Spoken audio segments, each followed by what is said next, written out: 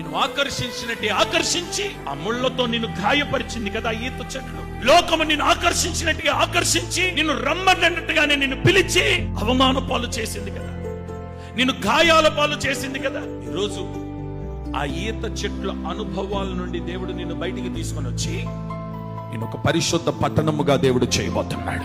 ఆశీర్వాదాలు పొందుకోలేక, ఆశీర్వాదాలు అనుభవించలేక, ఆశీర్వాదాన్ని చూడలేక ఒక గోడ అడ్డంగానికి ఎత్తుగా నిలబడింది. ఉన్నాయి ఆశీర్వాదాలు, చూడలేకపోతున్నావు, పొందుకోలేకపోతున్నావు. ఎన్నో వాగ్దానాలు దేవుడు నీకు చేస్తున్నాడు. ఏమని? నేను ఆశీర్వదిస్తానని.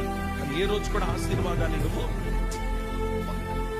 గోడ అడ్డంగా నిలబడింది. ఇప్పుడు ఆయన అంటాడు, ఏ ఎరికో పట్టణంలో నువ్వు గోడను చూస్తున్నావో ఇక మీద ఆ గోడను నువ్వు ఇక చూడవు.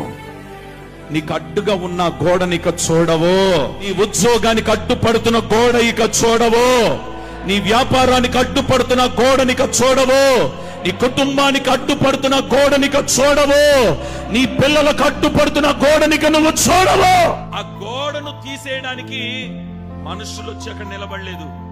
ఖడ్గము పట్టుకుని ఒక సేనాధిపతి నీ కొరకొచ్చి నిలబడున్నాడు. అక్కడ నీ పక్షమున నిలబడి నీకు జయమునివ్వడానికి మనుష్యుడు కాదు అక్కడికి వచ్చింది, సేనాధిపతి. ఆ సేనాధిపతి నీ కట్టుకున్న ఓ గోడలను కూల్చబోతున్నాడు.